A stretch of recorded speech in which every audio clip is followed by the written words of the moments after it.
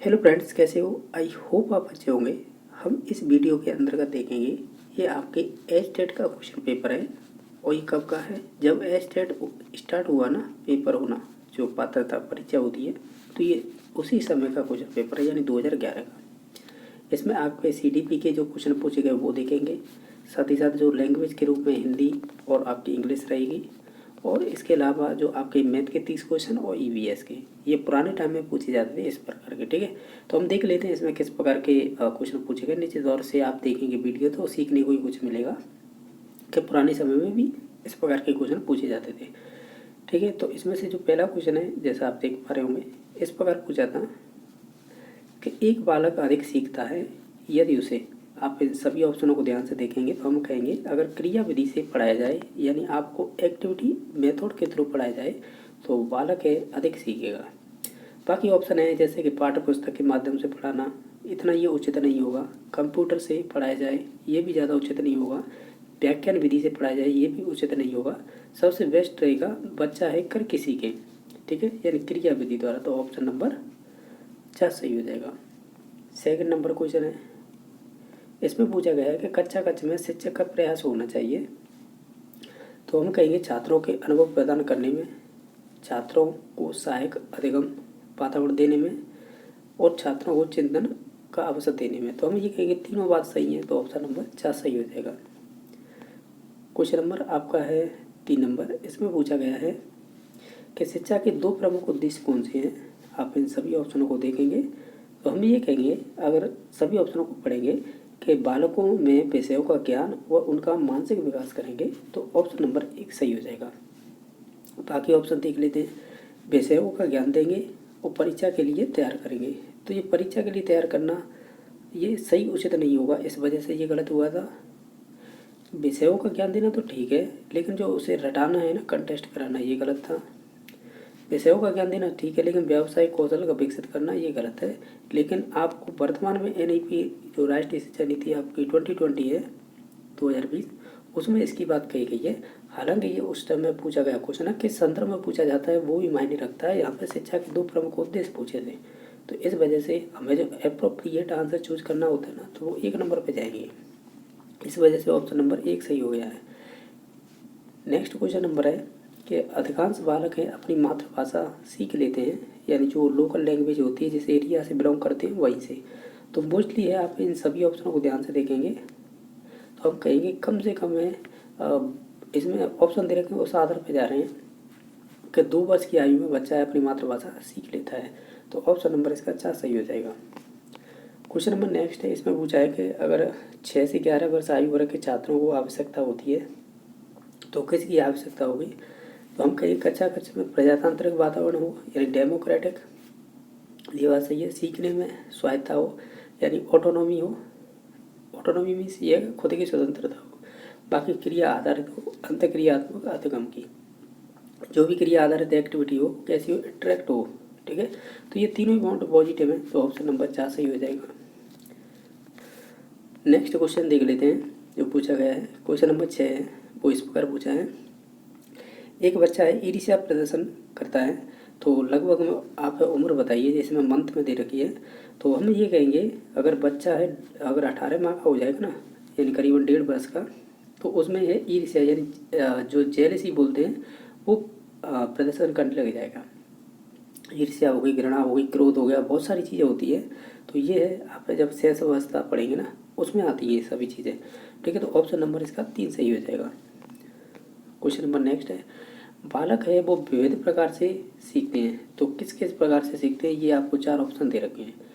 देखो, शिक्षण के भाषण के द्वारा भी सीख सकते हैं, लेकिन अब ध्यान रखना, ये बालक विविध प्रकार से सीखता है, तो उसमें से उस ऑप्शन को चूज करना है जिसमें ज़्यादा एक्टिविटी दे रखी है। जैसे ऑप्शन नंबर 2 को देखिएगा, बच्चा है प्रयोग द्वारा सीख सकता है, विवेचना द्वारा तो भी सीख सकता है, प्रश्न पूछ कर भी, क्रिया करके भी, और चिंतन द्वारा। बाकी 3 नंबर ऑप्शन में देखिएगा शिक्षक के द्वारा निर्देशित, तो ये गलत हो जाएगा। ठीक है, बाकी उपरोक्त में से कोई होगा नहीं, तो यही सर्वाधिक इसमें कह सकते हैं विविध प्रकार से बच्चा सीख सकता है, प्रयोग के भी द्वारा, विवेचना के द्वारा, प्रश्न पूछ कर, क्रिया विधि द्वारा, या क्रिया करके और चिंतन करके। इस प्रकार इसका ऑप्शन नंबर 2 सही हो जाएगा। क्वेश्चन नंबर है 6 से 11 वर्ष आयु वर्ग के बालकों की विशिष्टताएं जो है ना, यानी जो करेक्टरिस्टिक्स है यानी जो विशेषताएँ, एक तरह से विशिष्टताएँ लिख रखा है यहाँ पे, कोई बात नहीं, वही एक ही बात है। तो हम ये कहेंगे ये बात कर रहा है कहीं ना कहीं बाल्यावस्था की, तो बाल्यावस्था की इसमें विशेषता देखिएगा। हालांकि इसमें से जो ऑप्शन दे रखे हैं उसी आधार पर भी आंसर लग जाता है। जैसे बालक का जो स्वाभाविक एवं सक्रिय अधिगमकर्ता होती है, तो ये बात सही लग रही है, ठीक है। बाकी और भी देख लेते हैं। सीखने के लिए शिक्षक पर निर्भर रहता है, तो ये भी बात सही है। देखो पर्टिकुलर आपसे ये कह रहा है कि शिक्षक के लिए वो सॉरी सीखने के लिए शिक्षकों पर निर्भर रहता है। तो देखो सीख यानी लर्निंग तो कहीं से भी हो जाएगी, चाहे वो घर परिवार हो, स्कूल हो या अन्य कोई स्थान हो। तो पर्टिकुलर शिक्षक का नाम लेंगे तो ऐसा नहीं है, लेकिन हमें ये देखना होता है कि अप्रोप्रिएट ऑप्शन कौन सा है, उस आधार पर आंसर लगाना होता है। बाकी तीसरा ऑप्शन है बालक शिक्षकों से ज्ञान प्राप्त करता है, ये बात सही है। बालक है सीखने में रुचि नहीं रखते हैं, तो ये तो नेगेटिव पॉइंट हो गया। तो हम ऑप्शन नंबर 1 पे ही जाएंगे, यानी बालक स्वाभाविक एवं सक्रिय अधिगमकर्ता होता है, ये पॉजिटिव पॉइंट है और यही राइट आंसर हो जाएगा। क्वेश्चन नंबर आपका है 9वां। इसमें पूछा है कि सृजनशील बालक के बारे में कौन सा कथन है सत्य नहीं है, यानी जो गलत है वो चूज करना है। जो आपके सृजनशील बालक होते हैं वो जिज्ञासु होते हैं, यानी उनमें क्यूरोसिटी होती है जानने की, ये बात सही है। सृजनशील बालक हैं वो साहसी नहीं होते, ऐसा कहना गलत है। सृजनशील बालक है बहिर्मुखी होते हैं, यानी एक्जोवर्ट बोलते हैं इसे, इंट्रोवर्ट होता है एक एक्जोवर्ट होता है, तो ये बात सही है। सृजनशील बालक है महत्वाकांक्षी होते हैं, तो ये भी बात सही है। देखो सृजनशील बालक है ना, अगर साहसी नहीं होता है ऐसा कह रहा है, जबकि वो साहसी होते होंगे, तभी तो ये गलत हुआ है। तो इसका मतलब ऑप्शन नंबर 2 सही हो जाएगा। तो ऑप्शन नंबर 2 सही हो जाएगा।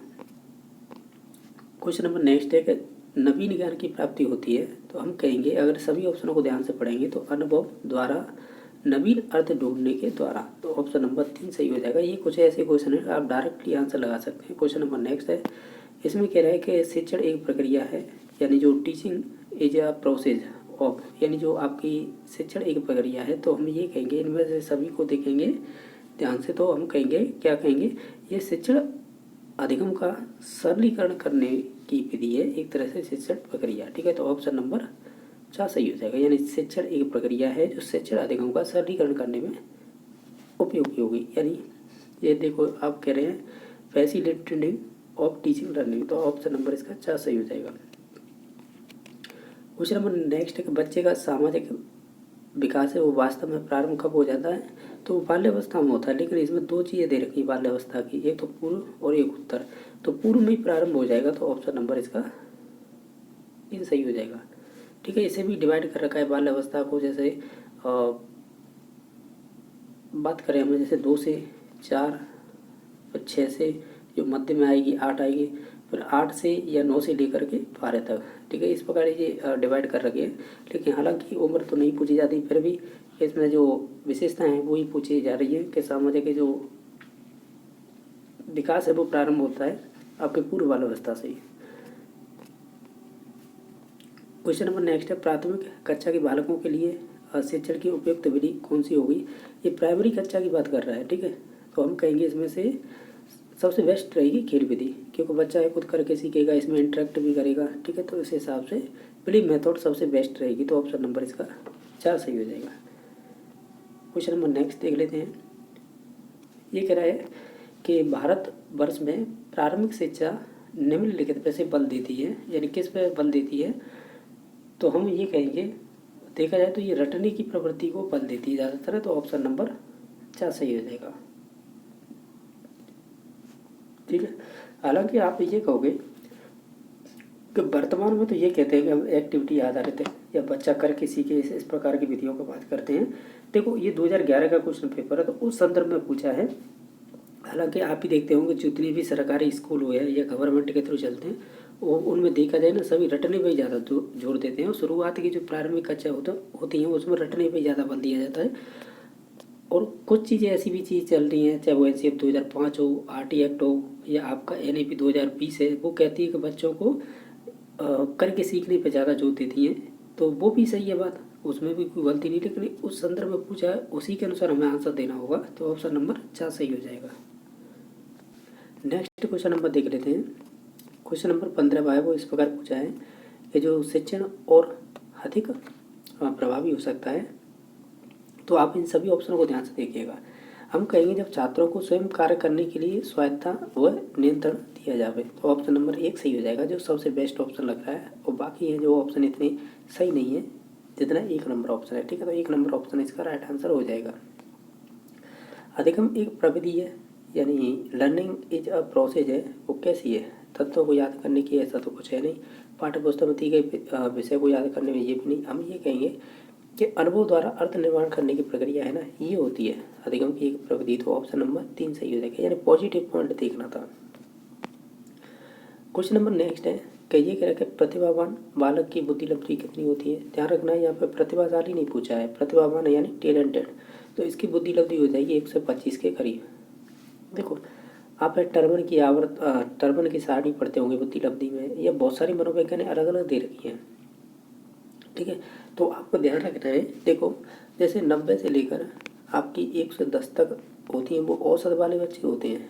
ठीक है, देखो ये विभिन्न मनोवैज्ञानिक ने अपने अपने हिसाब से दिए, और मैं बता रहा हूँ आपको जो एक सभी का मिश्रण है वो सारणी का मतलब मैं रेफरेंस दे रहा हूँ कि ये चीज़ होती है। अगर 111 से लेकर अगर 120 तक है तो ये सुपीरियर बच्चे होते हैं। ठीक है, सुपीरियर श्रेष्ठ। और अगर हम करें हम ये हो गया। ठीक है, इसके बाद है 121 से लेकर अगर 130 तक है फिर इसे वेरी सुपीरियर बोलेंगे। और 130 से लेकर अगर 140 है तो फिर ये सभी आ जाएंगे, या 140 से ऊपर वाले हैं सभी प्रतिभाशाली। यानी ये तो एवरेज वाले हैं, ये सुपीरियर वाले हैं, और ये वेरी सुपीरियर वाले हैं, और ये प्रतिभाशाली है। तो हमें पूछा गया था टैलेंटेड। अब आपको दिमाग खुद से लगाना होगा, टैलेंट वाले कौन से में आ सकते हैं, तो वो आएंगे। अब मैंने 125 आंसर लगाया, तो इसका मतलब इसमें आ रहे हैं वेरी सुपीरियर में। ठीक है, इसका और भी लॉजिक हो सकते हैं, ज़रूरी नहीं है जो मैं बता रहा हूँ। ठीक है, क्योंकि पर्टिकुलर किसी नाम लेके करेंगे ना, जैसे टर्बन है उसकी अगर बुद्धि लब्धि की सारणी से करेंगे तो हो सकता है उसमें रेंज तो यही निकल के आएगी, लेकिन उन बच्चों को कह कुछ और नाम से रहे होंगे। जैसे यहाँ पे प्रतिभावान है, मैंने बताया यहाँ पे वेरी सुपीरियर, तो ऐसा लॉजिक अलग निकल के आ सकता है। बाकी इसका राइट आंसर यही होगा, 3 नंबर। क्वेश्चन नंबर नेक्स्ट है, विद्यार्थियों का विकास निर्भर करता है। तो हम ये कहेंगे चाहे वो आपकी हेरिडिटी हो और एनवायरमेंट, दोनों पर ही निर्भर करेगा। तो ऑप्शन नंबर 3 सही हो जाएगा। ये कह रहा है कि एक उत्तम शिक्षक वह है जो, हम ये कहेंगे तो पहले ही हो जाएगा कि छात्रों में जो वांछित व्यवहारगत परिवर्तन करता हो तो वही कहलाएगा एक उत्तम शिक्षक। तो ऑप्शन नंबर 1 सही हो जाएगा।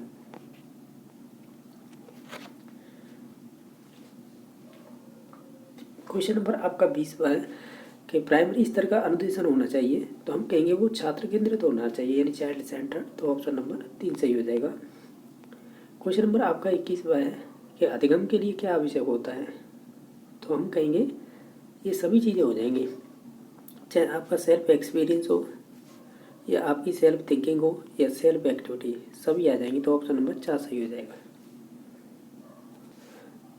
क्वेश्चन नंबर नेक्स्ट देख लेते हैं, जिसमें पूछा है 22 नंबर क्वेश्चन। ये कह रहे हैं कि 6 या 7 वर्ष का बालक है, दूसरों के विचारों को स्वीकार करने के योग्य नहीं है, यानी योग्य नहीं होता है। वो क्यों नहीं होता है, इसमें रीजन दे रखी है। आप इनमें से चूज कीजिएगा कौन सा हो सकता है। हम कहेंगे क्योंकि वह अहम केंद्रित, यानी जो ईगो सेंट्रिज्म बोलते हैं।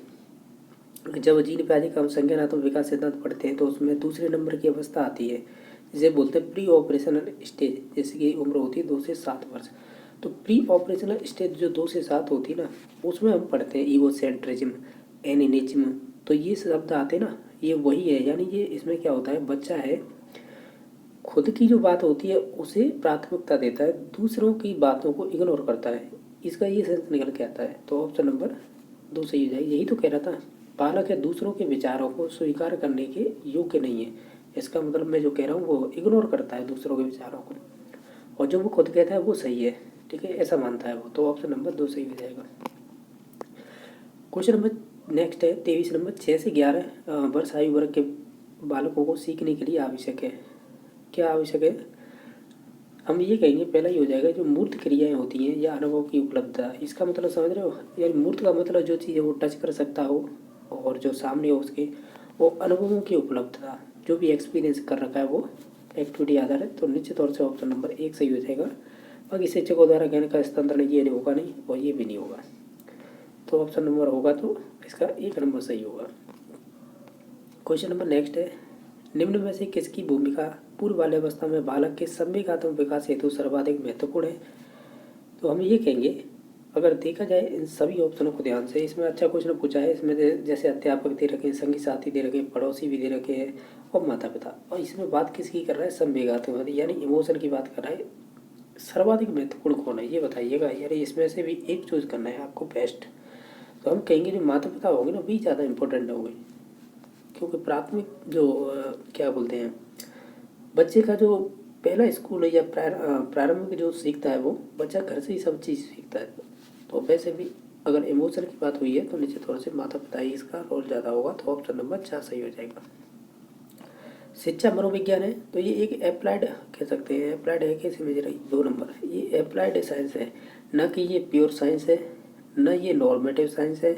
ठीक है, तो ये कौन सी है? अप्लाइड साइंस हो जाएगी, यानी व्यवहारिक विज्ञान। तो ऑप्शन नंबर 2 सही हो जाएगा। क्वेश्चन नंबर नेक्स्ट है कि व्यक्तित्व मापन का स्याही धब्बा परीक्षण, जैसे आई इंक ब्लॉक टेस्ट बोलते हैं, IB ink block test IBT बोलते हैं, ये आपके हरमन रोडसा ने दी थी 1921 में। इसमें 10 कार्ड हुआ करते थे और जो रंगीन कार्ड होते थे उन्हें देख के जो भी कहानी लिखवाई जाती थी उस आधार पर बता देते कि उसका व्यक्तित्व कैसा है। ठीक है, तो ये व्यक्तित्व का मापन करती है।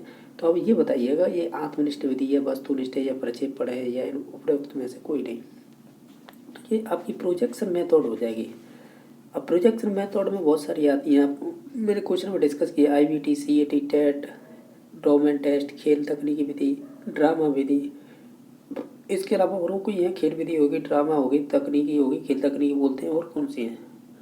और एक FWAT होती है मुक्त साचार वाली, एक SCT होती है, एक PFT होती है जैसे कुंटा चित्र परीक्षण बोलते हैं। ये विभिन्न प्रकार की होती है। बाकी आत्मनिष्ठ विधि का मतलब सब्जेक्टिविटी में वो विधियाँ आ जाती हैं जैसे कि बात करें जैसे प्रश्नावली हो गई, और कौन सी आ जाएंगी? प्रश्नावली हो गई, और आपकी केस स्टडी हो गई जो टाइडबेंड वाली है, और कौन सी होंगी? इसके अलावा जो आपकी आत्मकथा विधि आ गई, आत्मकथा विधि जिसे कहानी विधि भी, कहानी नहीं कहेंगे, आत्मकथा विधि होती है जिसे इंग्लिश में बोलते हैं इंट्रोस्पेक्शन। ठीक है, जो विलियम बुंटोटे चैनल से संबंधित थी। ठीक है, ये हो गई। और बाकी वस्तुनिष्ठ में आती हैं जैसे कि निरीक्षण हो गई, और निरीक्षण हो गई, परिस्थिति निर्माण विधि हो गई, और समाज विधि हो गई JL मोनेरो वाली। ठीक है, और भी अन्य, लेकिन मैंने जो मुख्य है वो बता दिए। ठीक है, इसका ऑप्शन नंबर 3 सही हो जाएगा। क्वेश्चन नंबर नेक्स्ट है, 6 से 11 वर्ष आयु वर्ग के लिए अधिगम होगा। तो हम ये कहेंगे, अगर सभी ऑप्शनों को ध्यान से देखें, ज्ञान निर्माण के लिए एक सक्रिय प्रक्रिया होगी, तो ऑप्शन नंबर 1 सही हो जाएगा। बाकी ऑप्शन इतने सही नहीं थे। नेक्स्ट क्वेश्चन नंबर है बालक में अधिगम, तो हम ये कहेंगे क्रिया करके, यानी एक्टिविटी आधारित। ठीक है, तो ऑप्शन नंबर इसका 4 सही हो जाएगा। क्वेश्चन नंबर नेक्स्ट है कि अधिगम प्रभावशाली रूप में होता है यदि, अगर ऑप्शन देखें जैसे बच्चे द्वारा सीखने के लिए तत्पर किया जाए, तो ये तत्पर का मतलब रेडीनेस, तत्परता का नियम ही आपके थॉर्नडाइक से संबंधित है। ठीक है, तत्परता। बाकी है बच्चा जो वह सीखता है उसे दोहराता है, यानी ये अभ्यास का नियम है। बच्चा संतुष्ट अनुभव करता है, ये आपका प्रभाव का नियम है। इसमें ये उपनाम होते हैं ना इनके, सॉरी आप ऐसे कह सकते हैं जैसे प्रभाव का नियम, इसे 2 भागों में बांटा गया है, संतुष्ट और असंतुष्ट। अभ्यास के नियम को 2 भागों में बांटा गया है, एक तो उपयोगी, अनुपयोगी। तत्परता को 2 भागों में बांटा गया है,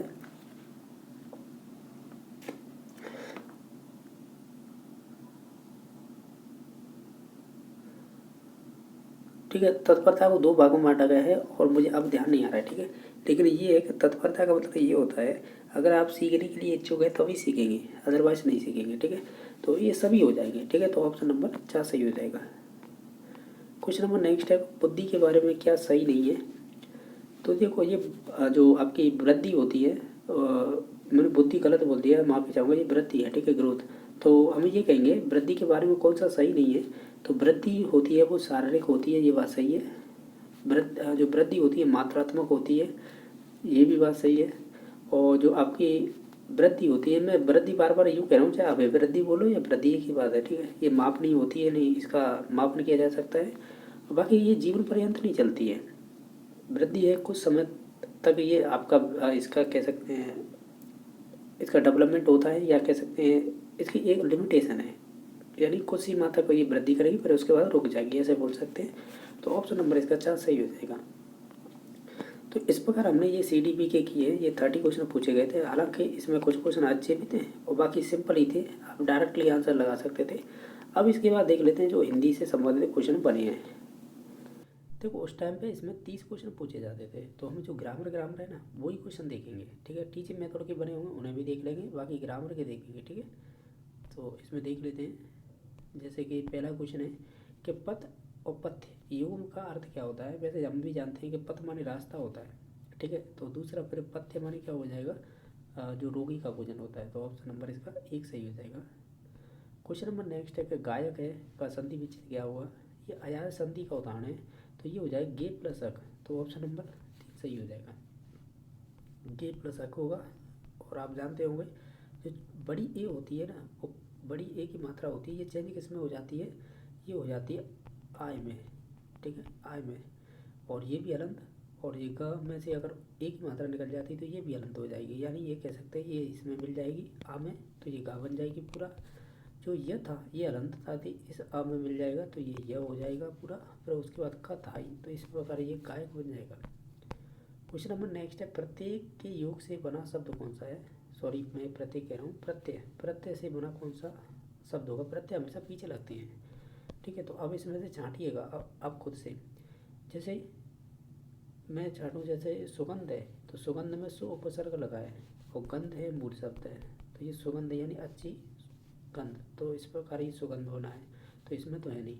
अपमान की बात करें तो देखो अपमान में अप उपसर्ग जुड़ा है और मान मूल शब्द है, तो इसमें मालिन की बात करें तो देखो माल होता है वो मूल शब्द होता है, इसमें इन प्रत्यय लगा है, ठीक है। तो छोटा ई है, ध्यान रखना, ठीक है। मैंने बड़ा बना दिया था गलती से, तो ये छोटी ई है इन, तो मालिन बनेगा, तो यही सही होगा। बाकी अनुकूल में अनु उपसर्ग है और कुल मूल शब्द है, तो इस प्रकार ये इसमें से ये तो उपसर्ग का उदाहरण हो जाएगा, ये भी उपसर्ग का, ये जो प्रत्यय का होगा वो होगा मालिन है, ठीक है। तो इसका ऑप्शन नंबर 3 सही हो जाएगा।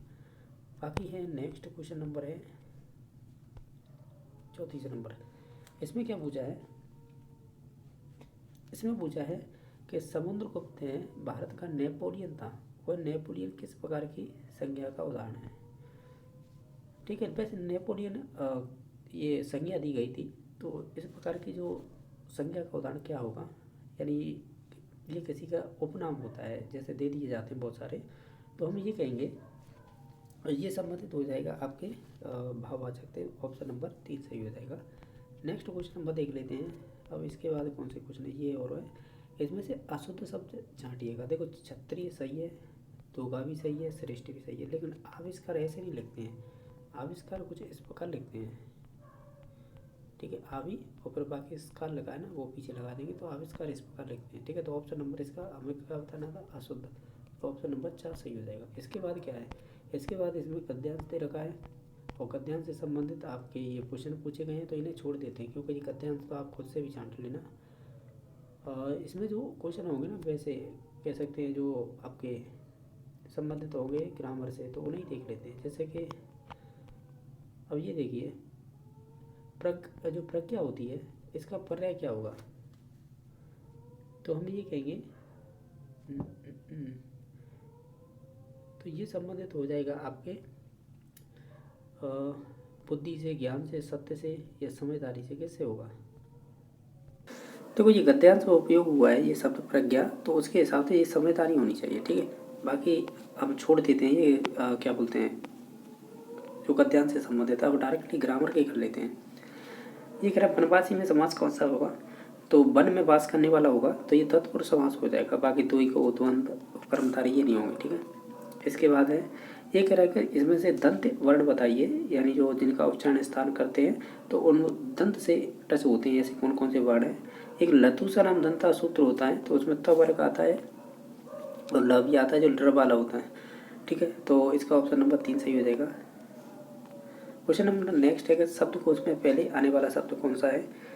अगर इसमें से देखें सबसे पहले कौन सा आएगा,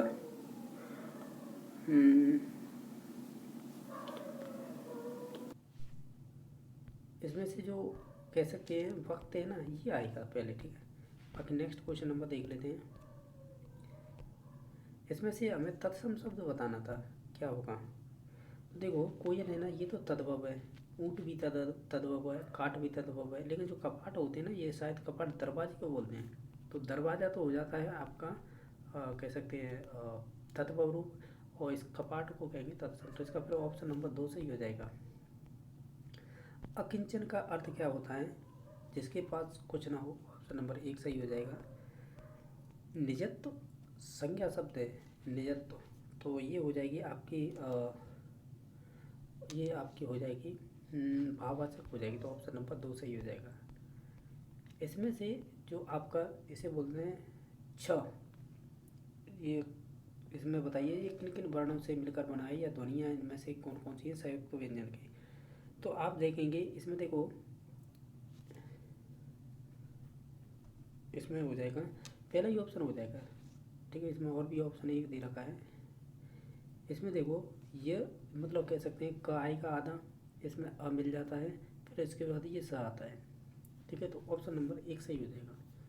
ये संयुक्त अक्षर होते हैं, वो 4 होते हैं, आपको मालूम होगा। तो जिसमें से ये 6 वाला पूछा है, तो ऑप्शन नंबर 1 सही हो जाएगा। क्वेश्चन नंबर नेक्स्ट देख लेते हैं कि निर्भय का संधि विच्छेद क्या होगा।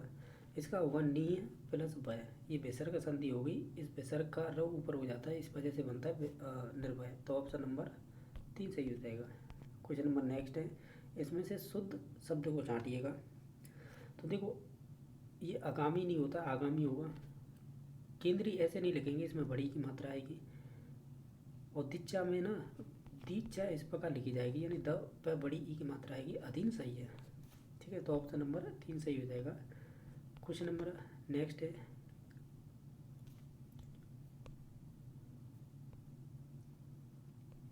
इसमें पूछा है कैर बैर का संघ का होना, यानी कैर बैर संघ का होने का अर्थ क्या है। तो ये संबंधित हो जाएगा आपके, यानी हम ये कहेंगे विपरीत स्वभाव वालों का साथ साथ रहना, ऐसे बोल सकते हैं। तो ऑप्शन नंबर 2 सही हो जाएगा। क्वेश्चन नंबर नेक्स्ट है, इसमें से सकर्मक क्रिया बतानी। एक तरह मैंने ट्रिक बताई थी इसकी कि कैसे पहचानेंगे कौन सा सकर्मक होगा कौन सा अकर्मक होगा। देखो आना है ये अकर्मक हो जाएगी, जाना अकर्मक हो जाएगी, मरना भी अकर्मक हो जाएगी, लेकिन लेना है ना, ये सकर्मक हो जाएगी। तो ऑप्शन नंबर 3 सही हो जाएगा। नेक्स्ट क्वेश्चन नंबर देख लेते हैं, इसमें से बताइए कामदेव का पर्यायवाची शब्द कौन सा नहीं है। आप इन सभी ऑप्शनों को देखेंगे, जो मरीची होती है ना, ये नहीं होगा। बाकी मन जो मनमत है वो हो जाएगा, मनोज हो जाएगा, अनंग हो जाएगा। भाववाचक संज्ञा कौन सी है इसमें से, तो जैसे कि पराया, अपना, सभ्य, तो जागरण हो जाएगी। तो ऑप्शन नंबर 3 सही हो जाएगा। भाषा संबंधी मूल को कहते हैं ये हो जाएगी आपकी किसे कहेंगे आप, त्रुटि को कहेंगे, यानी भाषा संबंधी भूल को क्या कहेंगे, मूल नहीं है ये, भूल है, ठीक है, त्रुटि कहेंगे। तद्भव शब्द कौन सा है इसमें से, जैसे कि साय ये तत्सम है, ठीक है, ग्रह ये भी तत्सम है, चंचू ये भी आपका हो जाएगा तद्भव। तो इसमें सुर है ना, ये आपका हो जाएगा तद्भव रूप। तो इसका ऑप्शन नंबर पर लेते हैं। जो इंग्लिश से संबंधित जो क्वेश्चन बने हैं, और डायरेक्टली हम वो देखेंगे जो ग्रामर संबंधित क्वेश्चन बने हैं। जैसे कि आप ये देख रहे होंगे 61 नंबर क्वेश्चन है, इसमें प्रपोजिशन पूछा है, कौन सा आएगा इसमें, तो आप देख पा रहे होंगे। तो इसमें जैसे जॉन है, John do you remember Mary, she is an old friend fill in the blanks school time. तो इसमें आएगा ऑफ, यानी ऑफ स्कूल टाइम। तो ऑप्शन नंबर इसका 3 सही हो जाएगा। इसमें से आपको करेक्ट आंसर बताना है। जैसे I visited the parliament means, इसका मतलब ये हो जाएगा कि I came there for a short time. तो ऑप्शन नंबर 2 सही हो जाएगा। क्वेश्चन नंबर नेक्स्ट है, इसमें से आपको क्या है, sentence by the choosing the correct option. जैसे एक पटेटो चिप्स आर कैसी है ये, हम ये कहेंगे साल्टी। तो ऑप्शन नंबर, अरे सॉरी साल्टी नहीं, इसमें सभी हो जाएंगे, चाहे वो आपकी क्रिप्सी हो, क्रिस्पी हो या आपकी क्रंची हो या आपकी साल्टी हो, तो ये सभी चीज़ें हो जाएंगे, यानी उसमें ये तीनों आ जाएंगे, तो ऑप्शन नंबर 4 सही हो जाएगा। नेक्स्ट क्वेश्चन नंबर है 64। इसमें पूछा है आपको, इसमें वन वर्ड बताना है जो होगा, जैसे कि ये sweet dish served after the main meal, तो ये डेजर्ट क्षेत्र में होता है ऐसा, तो ऑप्शन नंबर 2 सही हो जाएगा। नेक्स्ट है, इसमें से आपको बर्फ बतानी है, they fill in the blank in the river yesterday, तो इसका हो जाएगा स्वयं, तो ऑप्शन नंबर 2 सही हो जाएगा। नेक्स्ट क्वेश्चन नंबर है, इसमें से आपको फ्रेजल वर्ब बतानी है, जैसे कि आई डल्ड अवे, तो इसका हो जाएगा बेस्टेड, ऑप्शन नंबर 1 सही हो जाएगा। इसके अलावा नेक्स्ट क्वेश्चन नंबर देख लेते हैं। इसमें से बताना है आपको प्रपोजिशन क्या आएगा, सी हैज एन एप्पल इन, तो हम ये कहेंगे हर हेल्ड, तो ऑप्शन नंबर 3 सही हो जाएगा। इसमें से बताना है आपको आर्टिकल क्या आएगा, तो जैसे कि this wine is a expensive, तो ऑप्शन नंबर 3 सही हो जाएगा।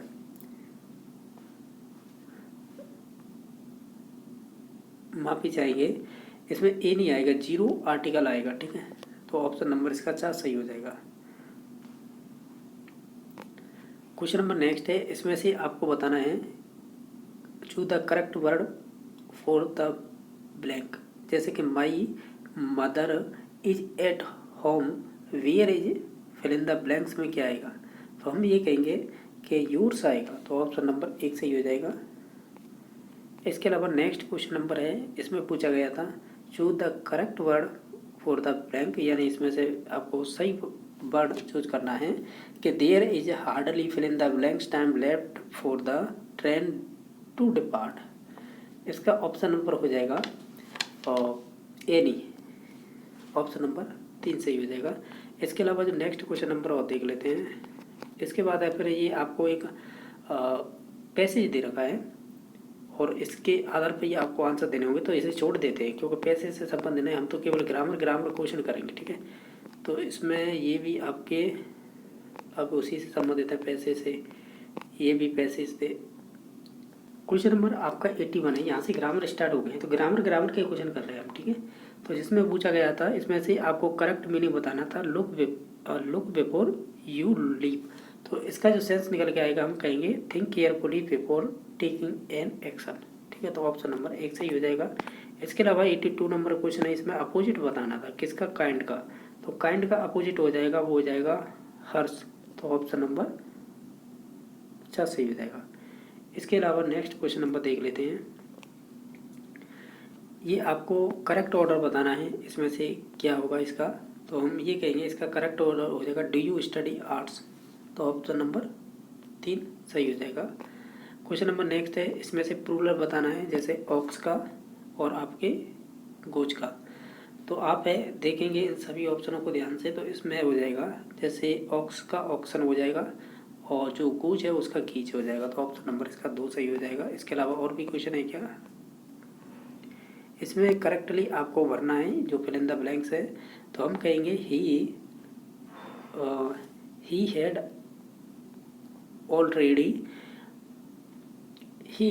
Already started when you arrived, ठीक है, तो ऑप्शन नंबर इसका 2 सही हो जाएगा। इसके अलावा और भी देख लेते हैं, इसमें क्या बताना है, अब तो इसमें से करेक्ट वर्ड बताना है, जैसे in meeting she often says what she thinks she is quiet, तो हम ये कहेंगे कि वो क्या है, आउट स्पोकन, तो ऑप्शन नंबर 2 सही हो जाएगा। इसमें से ऑर्डर्ड वन साउट, इसमें से जो भिन्न है वो चूज करना है, लेफ्ट राइट और फॉरवर्ड, ये कहीं ना कहीं दिशाएं बता रहे हैं, जबकि जो मिल्क शेक है वो भिन्न हो जाएगा, तो ऑप्शन नंबर 2 सही हो जाएगा। इसके बाद है आपको इसमें बताना है करेक्टली पंचुएटेड कौन सा है, इसमें से वो चूज करना है। आप इन सभी ऑप्शनों को देखेंगे तो हम ये कहेंगे मिस्टर जो जॉन है ना went to dinner with Mr and Mrs Brown, या ब्राउन, ऑप्शन नंबर इसका 4 सही हो जाएगा। इसके अलावा नेक्स्ट क्वेश्चन नंबर देख लेते हैं जो 89 नंबर है, इसमें वन वर्ड बताना है, तो वन वर्ड इसका क्या होगा, जैसे it was the foggy and I watched my friend. अब इसका बताना है किसका, मूव आउट ऑफ साइट, तो इसका हो जाएगा आपका डिसअपियर। नेक्स्ट क्वेश्चन नंबर है 90, इसमें बताना है आपको appropriate word fill in the blanks में भरना है कि she entered the room fill in the blanks since the baby was sleeping.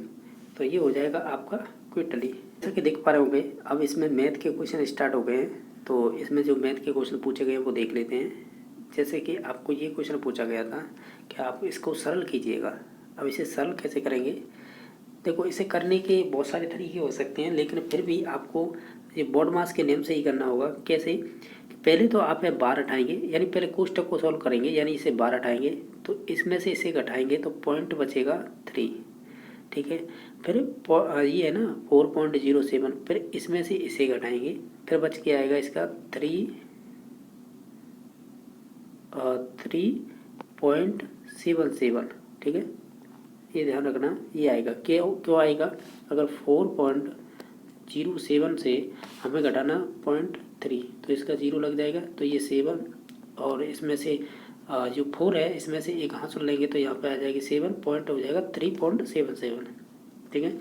अब ये हमने जो कोष्टक है ना इसका टोटल का मान कितना आया, वो आया 3.77, जैसा आप देख पा रहे हो। इसका मल्टीप्लाई करना पड़ेगा 1.6 से। अब इसकी वैल्यू कितनी आएगी, तो इसकी वैल्यू जब आप इसे मल्टीप्लाई करेंगे तो ये आएगी 6.032, ये आएगी वैल्यू इसकी निकल के, ठीक है, यानी 6.032। अब इसे है इसमें से घटाएंगे डायरेक्टली 8.5 में से, अगर इसमें से घटाएंगे तो ऑप्शन नंबर इसका 1 सही हो जाएगा। आप खुद से भी करके देख लेना, जो मैंने बताया ना, अगर घटा के और है आप इसका मल्टीप्लाई करेंगे 1.6 का, फिर इसमें से घटाएंगे तो यही मान निकल के आएगा 1 नंबर। इसमें से आपको है आंकड़े दे रखे हैं, इसमें से हमें माध्यिका बतानी है। माध्यिका देखो अगर विषम अंक होंगे ना इनमें से तो बीच का जो नंबर होगा उससे निकल आएगा, अगर सम होगा तो फिर आप मध्य के 2 अंक लेके जोड़ के उनमें 2 का भाग दे दीजिएगा। इसके और भी तरीके होते हैं, लेकिन सरल तरीका यही होता है जब आंकड़े दे रखे हों, जो नंबर डिजिट दे रखे हैं तब। जैसे कि पहले तो इसे हम आरोही क्रम में लगाएंगे। आरोही क्रम में कैसे लगाएंगे, इसमें से छोटी है 17 और इससे बड़ी है 18 और 18 हो गई, फिर उसके बाद क्या है बड़ी 24, फिर उससे बड़ी 25, 25 से बड़ी और कौन सी है, 25 से बड़ी हो जाएगी इसमें और तो 35 दिखाई दे रही है, और 35 से बड़ी 36 दिखाई दे रही है, और 36 से बड़ी 46 दिखाई दे रही है। अब इन अंकों को गिनेंगे ना, 1 2 3 4 5 6 7 हैं, यानी 3 तो इधर से और 3 ये पीछे की साइड से, मध्य में आएगा 25, यही माध्य होगा, तो ऑप्शन नंबर 3 सही हो जाएगा। जब आपको विषम दे रखे हैं तब तो ऐसे ही करेंगे, अगर सम होता बाई चांस तब क्या करते, फिर हम 2 जो मध्य के होते हैं ना उन्हें जोड़ लेते हैं, फिर 2 का भाग दे देते तो उससे आंसर निकल के आ जाता। इसका मान ज्ञात कीजिएगा। आप जब इनका मान रखेंगे ना तो फिर 0 आएगा, ऊपर नीचे बाहर कट आगे 0 निकल के आएगा, तो ऑप्शन नंबर इसका 0 सही हो जाएगा, यानी 4 नंबर। नेक्स्ट देख लेते हैं, इसमें क्या पूछा है, इसमें मसफा पूछा है। देखो अब या तो एक एक अंक का लेकर अरे है आप जो गणन विधि से निकाल लीजिएगा तो वो सब ठीक रहेगा, क्योंकि उसी से निकल सकता है। तो मसफा होगा इसका 21, आप खुद भी करके देख लेना, प्रत्येक का 21 ही निकल के आएगा, ठीक है। इसमें बताना है आपको इस x की वैल्यू, हम जानते हैं त्रिभुज के तीनों कोणों का मान होता है 180, उसमें से अगर हम इसे 30 और 35 को जोड़ेंगे तो 65 घटा देंगे तो इसमें से वो मान निकल के आ जाएगा जो हमें x का चाहिए, तो वो 115 डिग्री आ जाएगा, तो ऑप्शन नंबर 3 सही हो जाएगा। ये क्वेश्चन पूछा है, इसमें बताना है कि एक रेलगाड़ी है वो 75 किलोमीटर प्रति घंटा की एक समान चाल से चल रही है, वो कह सकते हैं 20 मिनट में कितनी दूरी तय करेगी। देखो इसे कर सकते हैं कैसे कि डी बराबर यानी दूरी बराबर होता है चाल गुणा समय, ठीक है। तो हमें दूरी ज्ञात करनी तो चाल कह सकते हैं स्पीड कितनी दे रखी है 75 किलोमीटर, ठीक है, 1 किलोमीटर में, और उत्तर भी आपका किलोमीटर में आ रहा है, ठीक है। तो ऐसे बना रहने देंगे, ऐसे ही समय दे रखा है 20 मिनट, और हमेशा ध्यान रखें इकाइयाँ समान की जाती हैं। तो जब ये किलोमीटर प्रति जो चाल दे रखी है किलोमीटर प्रति घंटा में, तो इसे भी घंटे में ही चेंज करना होगा, तो हम 60 का भाग दे देंगे तो ये घंटे में चेंज हो जाएगी। तो 0 से 0, 2 से घटेगी 3, 3 से 75 घटेगी 25 बार, तो ये दूरी निकल के आएगी 25 किलोमीटर। क्वेश्चन नंबर नेक्स्ट है, इसमें से बताइएगा जीरो का स्थानीय मान क्या होगा। जो अंक जहाँ पे दिखाई देता है ना वही स्थानीय मान होगा। जैसे जीरो है तो इसका जीरो है, उसके बाद 2 अंक है इसमें जीरो लगेंगे। इस प्रकार का कोई ऑप्शन दे नहीं रखा है तो इसका मतलब जीरो ही आएगा। ठीक है, वैसे जीरो के पीछे कितने भी जीरो लगा लीजिएगा वो जीरो ही मान रहेगा, तो ऑप्शन नंबर 2 सही हो जाएगा। ये दे रखा है समांतर श्रेणी, जैसे कि -37, -33, -29, इनमें कहीं ना कहीं आप देखेंगे तो -4 का अंतर चल रहा है। ये डी का मान निकल आएगा, नहीं सार अनुपात। अब क्या करेंगे हम, इसका प्रथम 12 पदों का योगफल, तो इसका जब आप करेंगे ना इसे, तो इसका -180 आएगा। आप करके देख लेना, ठीक है, या तो आप डायरेक्टली जोड़ के देख लेना या फिर आप सूत्र में पढ़ करके तब देख लेना। इसका योगफल है 12वें पदों का योगफल है वो -180 आएगा। ये कह रहा है कि सरल कीजिएगा, आप खुद से भी कर सकते हैं, ये तो सिंपल ही है। जैसे कि ऊपर जो डाटा है ना उससे कुछ मत कीजिए, जैसा है उसे रहने दीजिए। नीचे के डाटा को ऊपर लेके चलते हैं। जैसे कि 9 है, 9 का अगर हम क्या करेंगे, 9 का हम ऐसा करते हैं, 3 का वर्ग ही तो होता है 9। अब जो 3 का वर्ग होता है तो हम इसे ऊपर लेके जाएंगे ना तो ये माइनस हो जाएगी। तो ये जो 3 की पावर 4 है ना, इसमें से -2 करेंगे तो कितना बचेगा, ये 3 की पावर 2, तो ये 9 हो जाएगा। ऐसे ही नीचे 4 दे रखा है ना, ये 2 की पावर 2 हो जाएगा, यानी 4 2 की पावर 2 हो जाएगा, यानी 2 का वर्ग।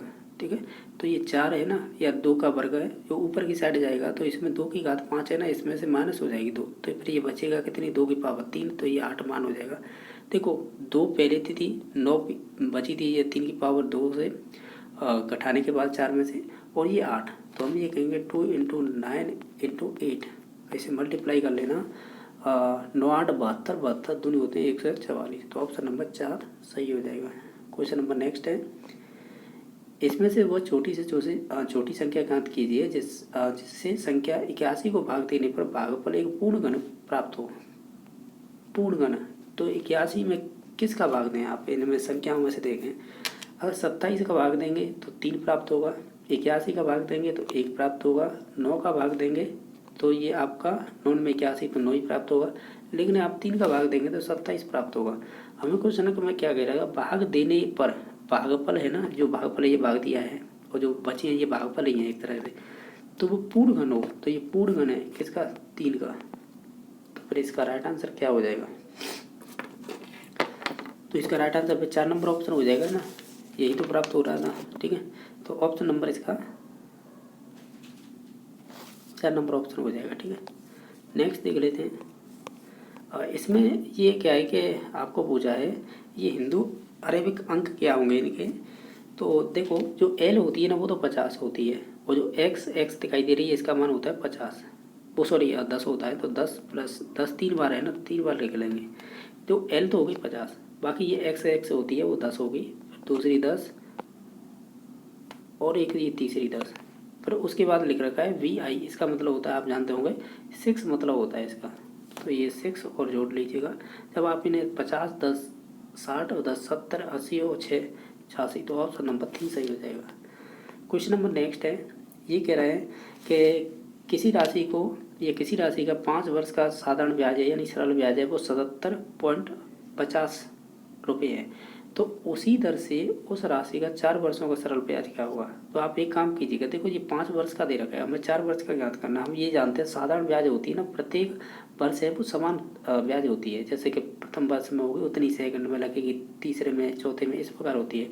तो हम ये कहेंगे 5 वर्षों का ब्याज है वो आपको 77.50 दे रखा है या 77.50 दे रखा है, तो एक वर्ष का निकालने के लिए इसमें 5 का भाग देंगे, तो ये आएगा कितना निकल के 5 × 5 परम 25 और फिर परम 25, यानी हम ये कहेंगे 15.50 यानी 15.5 रुपये आएंगे। ये कितने का है, एक वर्ष का, पूछा कितने का है, 4 वर्ष का, इसमें 4 का मल्टीप्लाई करेंगे तो 62 रुपये बन के आएंगे। आप करके देख लेना। ठीक है, नेक्स्ट क्वेश्चन नंबर क्या है कि उस लंब वृत्तीय शंकु का आयतन ज्ञात कीजिए जिसकी त्रिज्या दे रखी है 3.5 सेमी, ऊंचाई दे रखी है 12 सेमी।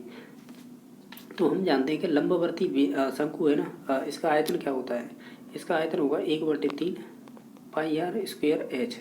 ठीक है, जिसमें से हमें देखो r का वैल्यू दे रखा है ये 3.5, h की वैल्यू दे रखी है ये। अब इसे फिट करके आपको 1/3 और पाई की वैल्यू रखेंगे 22/7, इसके अलावा r 3.5 है, इसका वर्ग हो जाएगा क्योंकि r का स्क्वायर है सूत्र में देखिएगा, और h की वैल्यू दे रखी है 12। अब इसे काटा पीटी करेंगे तो कितना आएगा, 154 सेंटीमीटर क्यूब आएगा। ठीक है, तो ऑप्शन नंबर 2 सही हो जाएगा।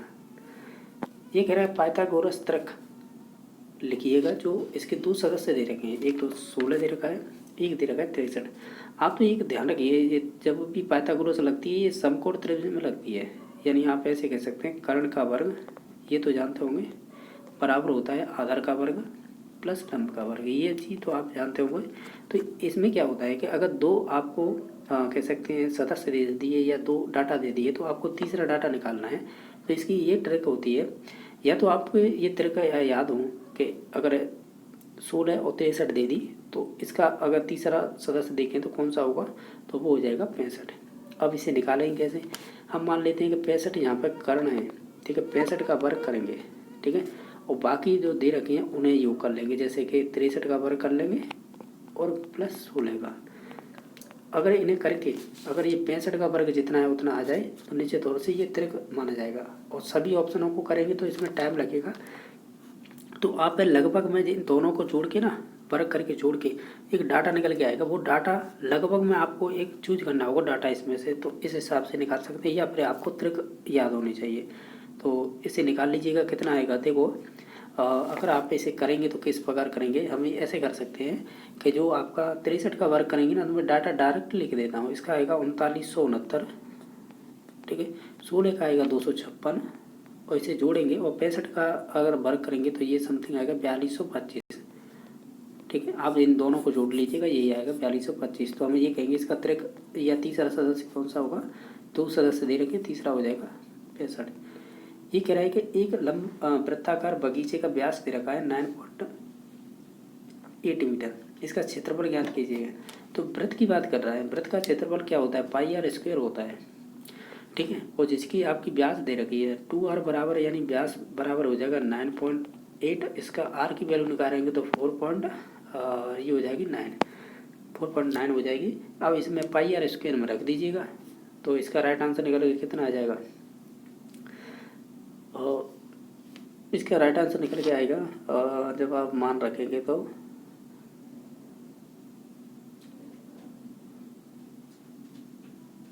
ये आएगा पहला ही ऑप्शन हो जाएगा, यानी 75.40 मीटर स्क्वायर। नहीं तो आप देख लीजिएगा 22/7, और बाकी जो आर की वैल्यू आई थी 4.9, तो इसे 2 बार लिख लीजिएगा, वर्ग दे रखा है क्योंकि पाई आर स्क्वायर इसका सूत्र था, उस हिसाब से आप काटेंगे तो 0.7 आएगा। 22, या तो ऐसा कर लीजिएगा, जो आपका जो 22 इंटू ये बचा है वो देखिएगा 0.7 इंटू 4.9। अब इसे आप मल्टीप्लाई करेंगे सभी का तो वो मान निकल के आएगा 75.40। तो ऑप्शन नंबर 1 सही हो जाएगा। क्वेश्चन नंबर नेक्स्ट है, ये दे रखा है, इसमें बताना है आपको, क्या बताना है कि आपको दे रखा है 2x² - 5x + 3 बराबर 0 के मूल ज्ञात कीजिएगा। तो एक काम कीजिएगा, देखो ये चीज़ आप जानते हैं तो अच्छी बात है, नहीं तो आप इन दोनों का मल्टीप्लाई कीजिएगा तो कितना होगा, ये 6 हो जाएगा। आपको ऐसा डाटा सोचना है कि अगर आप मल्टीप्लाई करें तो 6 आ जाए, जैसे 3 × 2 6 आ रहे हैं, और उन्हें अगर घटाएं वो सॉरी या तो जोड़ें तो फिर वो -5x आ जाए या 5 आ जाए। तो आप इन दोनों को माइनस में ले लीजिएगा, तो जोड़ेंगे तो माइनस की 5x आ जाएगी या 5 आ जाएगी। तो इस आधार पर हम एक लॉजिक लगाएंगे कि जो 2x² है -2x -3x और +3, यही तो समीकरण हमने यही तो किया है, इसमें कुछ अलग तो किया नहीं हमने, जो क्वेश्चन कह रहा था उसी आधार पर हमने किया। ये 3x है, ये ध्यान रखना, ठीक है। जो हमने 3 × 2 लिया था ना, 3 × 2 3 दूनी 6, यानी इसका मल्टीप्लाई करके, इसका मतलब ये हो गया कि हमने जो लिया था ना वो -2 और -3, इन दोनों को जोड़ेंगे तो वही आएगा -5। तो अब आपको ये खुद से सोचना होगा कि हमें कोई कॉमन लेके इसमें से मूल निकालेंगे तो समान अंक होनी चाहिए, या कोई ऐसी चीज़ कॉमन होनी चाहिए जो दोनों में समान हो जाए। तो इस प्रकार से हमें इन्हें बनाया जाता है ये। तो इस प्रकार ये बन के आ गया। अब इसे करेंगे कैसे, जैसे मैंने बताया था 2x² - 2x - 3x + 3 = 0। आप यहाँ से लीजिएगा 2x कॉमन, तो यहाँ पे क्या बचेगी, अगर 2x कॉमन ले लेंगे तो x बचेगी और ये माइनस चिन्ह साथ ही आएगा और फिर बाकी बाद इसे कॉमन लेंगे तो यहाँ पे 1 बचेगा। इसी प्रकार यहाँ पे इन दोनों में से कॉमन क्या आ सकता है, इसमें से 3 आ सकता है, तो फिर बचेगा क्या, यहाँ पे x बचेगा और इस चिन्ह की वजह से ये अंदर में भी माइनस आ जाएगा और 3 से 3 कॉमन लेने पर 1 बचेगा। तो इसका मतलब 2 हमारे मूल निकल के आए। कौन कौन से, एक तो ये वाला कॉमन वाला दोनों में है तो x माइनस 1 आ गया और दूसरा कौन सा आएगा, ये वाला 2x और -3, 2x -3, तो ये दोनों आ गए थे हमारे मूल। ये ऑप्शन में दे रखे हैं क्या नहीं दे रखे, एक बार देख लेते हैं। ध्यान रखना ये दोनों मूल ही हैं, x माइनस 1, 2x -3। अब देखो ये ऑप्शन में किसी में नहीं दे रखे हैं ये, तो हम क्या करेंगे, जो आपका एक तो आया था x माइनस 1 और दूसरा आया था 2x -3, ठीक है। तो ये दोनों मूल थे ना, ये 0 के बराबर थे, यानी ये बराबर 0, तो x की वैल्यू निकालेंगे तो ये पक्षांतर करने पर ये x की वैल्यू 1 आ गई। इधर की साइड करेंगे इसी प्रकार 2x -3 बराबर 0, ठीक है, ये माइनस है। अगर हमें x की वैल्यू ज्ञात करनी है तो हम क्या करेंगे, x बराबर जो 3 है ना, इधर पक्षांतर हो जाएगा 3 और जो 2 है वो बट्टे में आ जाएगी। तो हम ये कहेंगे इसमें से जो मूल निकल के आए हैं वो एक तो 1 निकल के आया है और एक 3/2, तो ये ऑप्शन नंबर 2 में ही दिखाई दे रहा है और किसी में नहीं है, तो ऑप्शन नंबर इसका 2 सही हो जाएगा। क्वेश्चन नंबर नेक्स्ट है, एक चाप द्वारा केंद्र पर अंतरित कोण है, वृत्त के शेष भाग के किसी भी बिंदु पर अंतरित कोण का कैसा होगा, हम ये कहेंगे दुगना होगा। ये कह रहा है, इस प्रकार कह रहा है कि कोई एक चाप है केंद्र पर, यानी मान लीजिए ये कोई चाप है और ये केंद्र पर कितना कोण बना रहा है, ये कह रहा है केंद्र पर अंतरित कोण कोई भी हो सकता है इसमें मान, शेष भाग के किसी भी बिंदु पर। अब शेष भाग का मतलब ये है कि ये बिंदु यहाँ पर भी हो सकता है, ये बिंदु यहाँ पर भी हो सकता है, या ये बिंदु यहाँ पर भी हो सकता है, कहीं पर भी हो सकता है। अंतरित कोण का मान कितना होगा, यानी ये कह रहा है कि ये है ना, इसकी वैल्यू x है, तो जो अंतरित कोण बनाता ना चाप द्वारा, तो इसकी वैल्यू इसकी दुगनी हो जाएगी, यानी ये 2x हो जाएगा, ठीक है। चाहे ये भी हो x, चाहे ये भी हो x, कोई भी हो, इसका मान दुगना हो जाएगा अंतरित कोण, जो चाप द्वारा जो अंतरित कोण होगा, ठीक है। तो ये प्रमेय होती है, तो ऑप्शन नंबर 1 सही हो जाएगा। जब रेखागणित पढ़ते हैं उसमें आती है। इसमें बताइएगा कि 4096 यानी 4096 का घनमूल क्या होगा, यानी ये घनमूल निकालेंगे। आप ऐसा सोचिएगा, ऐसा किसका वर्ग करें, वो सॉरी घनमूल करें कि इसके पीछे 6 आती हो, इसकी ट्रिक यही होती है निकालने की। तो हमें ये कहेंगे जैसे 1 का क्यूब करेंगे तो 1 ही रहेगा, 2 का करेंगे तो 8 आएगा, 3 का करेंगे तो 27 होता है, 4 का करेंगे तो 64 होता है, 5 का करेंगे 125, 6 का करेंगे तो 216 है, ठीक है। तो इसका मतलब ये 6 के कह सकते हैं किसी का घनमूल रहा होगा, तभी पीछे 6 आया है, ठीक है। बाकी ये आप देख लीजिए किसी ऑप्शन में पीछे की साइड 6 किसमें 16 में, तो इसी का राइट आंसर यही हो जाएगा, ठीक है। ये अपने लॉजिक से भी निकाल सकते हैं इसे। तो 16 का अगर मतलब 4096 का घनमूल क्या होगा, 16 होगा, तो ऑप्शन नंबर 3 सही हो जाएगा। क्वेश्चन नंबर नेक्स्ट है, सरल करें इसे। तो ये तो सिंपल है, आप इससे एक काम कीजिएगा, 4 का गुणा है डायरेक्टली 100 से कीजिएगा, फिर 100 का गुणा इससे करेंगे तो जो डाटा होगा वही आ जाएगा, तो इसका ऑप्शन नंबर 3 सही हो जाएगा। ये कह रहा है कि 21 सेमी व्यास वाले गोले का पृष्ठीय क्षेत्रफल ज्ञात कीजिए। अब देखिएगा कि गोले का पृष्ठीय क्षेत्रफल क्या होता है। अगर गोले के आयतन की बात करें तब तो होता है 4/3 पाई आर क्यूब, और अगर हम गोले के पृष्ठीय क्षेत्रफल की बात करें या पृष्ठीय संपूर्ण, तो इसका होता है 4 पाई आर स्क्वायर, ठीक है। ये वाला सूत्र लगाना होगा हमें। तो इसका व्यास दे रखा है 21 सेमी, तो 2r बराबर दे रखा है 21 सेमी, तो r बराबर हो जाएगा 21/2, ठीक है। ये तो आ गई आपकी त्रिज्या। अब इसे में रख दीजिएगा 4 पाई की वैल्यू रख दीजिए 22/7, आर की वैल्यू आई है 21/2, तो इसे 2 बार लिख लीजिएगा। अब इसकी काटा पीटी कर लीजिएगा, और जो भी काटा पीटी करेंगे तो इसका राइट आंसर निकल के आएगा आपका 1 नंबर ऑप्शन, यानी 1386 सेंटीमीटर स्क्वायर। आप करके देख लीजिएगा खुद से भी। ये कह रहे हैं कि 52 पत्तों की एक अच्छी प्रकार से फेंटी गई एक गड्डी में से एक पत्ता निकाला गया। इसके लाल रंग के या लाल रंग का जो बादशाह होता है होने की प्रायिकता कितनी होगी। देखो ताश की गड्डी में आप भी जानते होंगे कि बादशाह है वो 4 प्रकार के होते हैं, जैसे कि ईंट का, पान का, ओकम का और चिड़ी का। अगर ये नहीं जानते तो इंग्लिश में जानते होंगे। आप तो ये ध्यान रखिएगा कि लाल कलर के पत्ते कितने होते हैं। तो एक तो पान वाले होते हैं, एक ईंट वाले होते हैं। तो हम ये कहेंगे 2 तो आपके हो जाएंगे लाल बादशाह। और टोटल गड्डी में पत्ते कितने होते हैं 52। तो इसे काटेंगे तो कितना आएगा 1/26। तो ऑप्शन नंबर 2 सही हो जाएगा।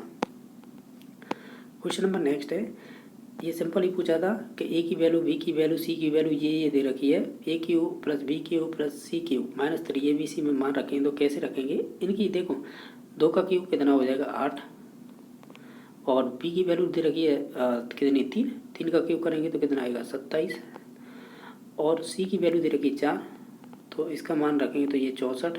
उसके बाद कह रहा है कि -3 ए बी सी, -3। अब ए बी सी इन्हें आप उसमें मल्टीप्लाई कर दीजिए, क्योंकि 3 ए बी सी का केवल यहाँ पे गुणा ही करना होगा। जो वैल्यू दे रखी है केवल हम तो रखते ही जा रहे हैं और कुछ नहीं कर रहे। सी की वैल्यू दे रखी है 4, ऐसे मल्टीप्लाई करेंगे तो ऐसे करेंगे 3 दूनी 6 और 6 थी 18, और 18 चौका कितने होते हैं 72, और बाकी है अब इनमें जोड़ लीजिएगा इन्हें, ये आएंगे 99, क्योंकि 7 4 11 और ये 19 9 हासिल 1 2 और 8 1 9 सही है। 99 - 72 इसे घटाएंगे तो कितना आएगा 7, यानी 9 में से 2 जाएंगे 7 और 9 में से 7 जाएंगे तो 7 हैं, सही है ना। अरे 27 आएगा, गलत घटा दिया मैंने, ठीक है। यानी 99 से 7 72 घटाएंगे तो 27 आएगा। ऑप्शन नंबर इसका 2 सही हो जाएगा।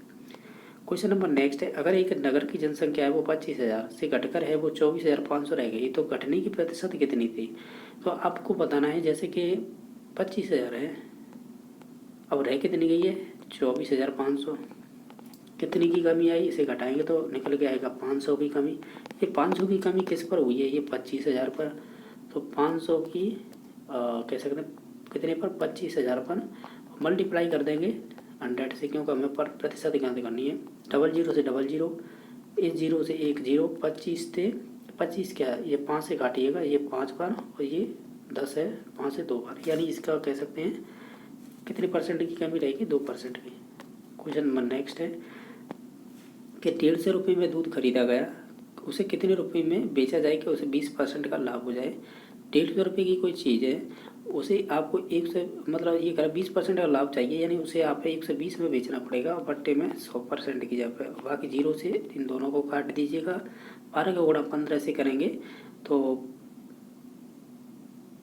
52 60 और 12 और 6 18, यानी 180 रुपये आएंगे। तो ऑप्शन नंबर 2 सही हो जाएगा। क्वेश्चन नंबर नेक्स्ट है, इसमें क्या पूछा गया है, एक बहुपद दे रखा है ये वाला, ठीक है। इसको x - 2 से भाग देने पर है शेषफल कितना प्राप्त होगा। अगर शेषफल की बात करें ना, जैसे आप भागफल यानी भाग दे रहे हैं, आप ऐसे 0 के बराबर कर दीजिएगा, x - 1 बराबर 0, फिर x की वैल्यू निकाल लीजिएगा, 1 निकल के आई। इस 1 की वैल्यू को डायरेक्ट रख दीजिए, जो मान आएगा वो यही आएगा। अब मैं इसकी वैल्यू रख के देख रहा हूँ, आपको डायरेक्टली बता रहा हूँ। देखो जहाँ पर भी x है ना वहाँ पे 1 रखेंगे, और उसका जैसे ये इसमें दे रखा है तो मैं एक एक करके ही बता दूँ, क्योंकि डायरेक्ट बताऊँगा तो आप ये कहेंगे। देखो 3x की वैल्यू हमारी निकल के आई थी कितनी, प्लस की 1 आई थी, तो अब है x की जब रख दीजिएगा, उसका